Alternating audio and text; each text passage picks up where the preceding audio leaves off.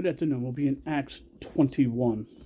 And it came to be when we had torn ourselves away from them and had set sail, we had ran straight course and came to Cos, and the next day to Rhodes, and from there to Patara.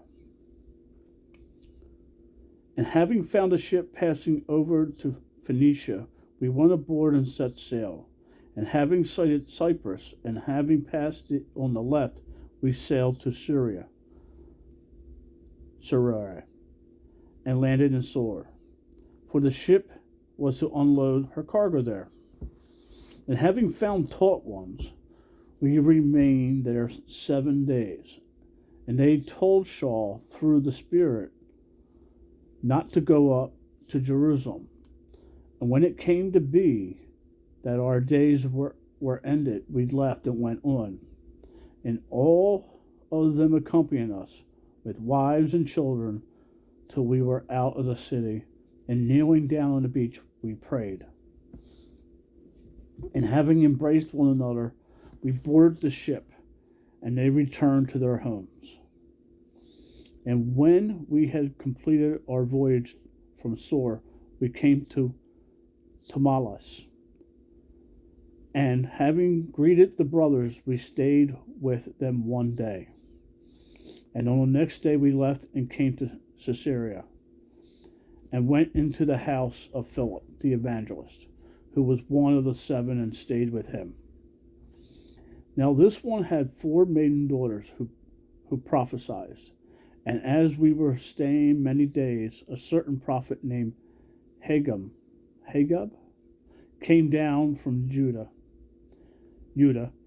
and having come to us, and took the girdle of Saul, bound his own hands and feet, and said, Thus says the set-apart Spirit, thus shall the Judean at Jerusalem bind the man who wears this girded, and deliver him into the hands of nations. And when we heard this, both we and those who from the place begged him not to go to Jerusalem. And Saul answered, What do you mean by weeping and breaking my heart? For I am not ready to be bound, but also to die at Jerusalem for the name of the Master Yeshua. And as he could not be persuaded, we ceased, saying, Let the desire of the Master be done. And after those days, having made ready, we went up to Jerusalem.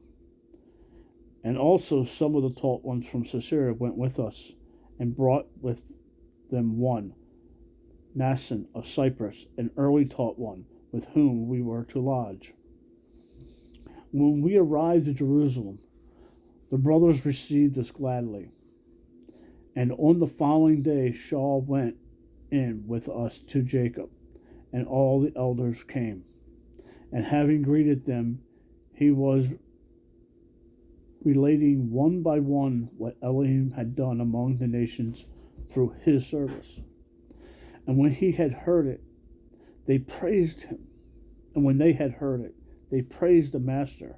And they said to him, You see, brother, how many thousands of Judeans there are who have believed and are ardent of the Torah.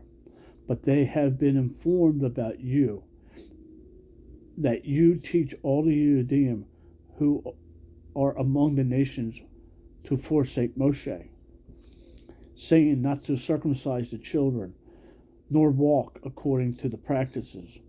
What then is it? They shall say, Certainly hear that you have come. So do this, what we say to you.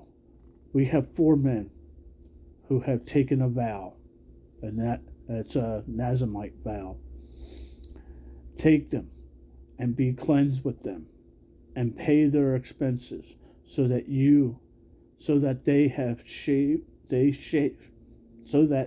they shave their heads, and all shall know that what they have been informed about you is not so, but that you yourself also walk orderly, keeping the Torah. But concerning the nations who believe, we have written and decided that they should keep themselves from what is offered to idols and bloods, and what is strangled and whoring. Reference to Acts chapter 15, 15 through 19.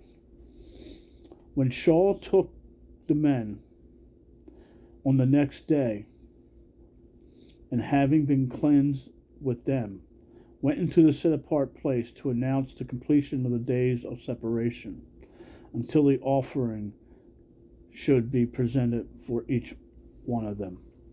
And when the 7 days were almost ended, the Yudim from Asia, seeing him in the set-apart place, were stirring up all the crowd, and they laid hands on him, crying out, Men of Israel, help! This is the man who is teaching all the men everywhere against the people and the Torah, and this place. And besides, he also brought Greeks into the set-apart place, and has profaned the set-apart place, because they had previously seen Thermopolis, the Ephesian, with him in the city, whom they thought that Shaul had brought into the set-apart place. And the entire city was moved, and the people rushed together, seized Shaul, and dragged him out of the set-apart place. And immediately the doors were shut. And while they were seeking to kill him, a report came to the commander of the company of soldiers that all of Jerusalem was in confusion. At once he took soldiers and captains and ran down to them, and they, having seen the commander and the soldiers, stopped beating Shaul. When the commander came near and took him and commanded him to be bound with 2 chains, and asking who he was and what he had done. And in the crowd some were shouting, this and others that. And not being able to ascertain the truth because of the uproar, he commanded him to be taken into the barracks. And when he came to the stairs, he had to be carried by the soldiers because of the violence of the crowd. For a large number of the people followed after, crying, Away with him! And Shaul was about to be led into the barracks. And he said to the commander, Am I allowed to say somewhat to you? And he said, Do you know Greek? Are you not the mister who some time ago stirred up a revolt and led the 4,000 assassins out into the wilderness? But Shaul replied, I am a Yehudi from Tarsus in Cilicia, a citizen of no mean city, and I beg you, allow me to speak to the people. And having given him permission, Shaul, standing on the stairs, motioned with his hand to the people. And when there was a great silence, he spoke in the Hebrew language, saying,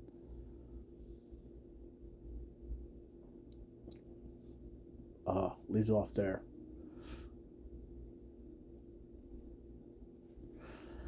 Shalom. Make it a great day. Read your Bible. Have a talk with Dad today.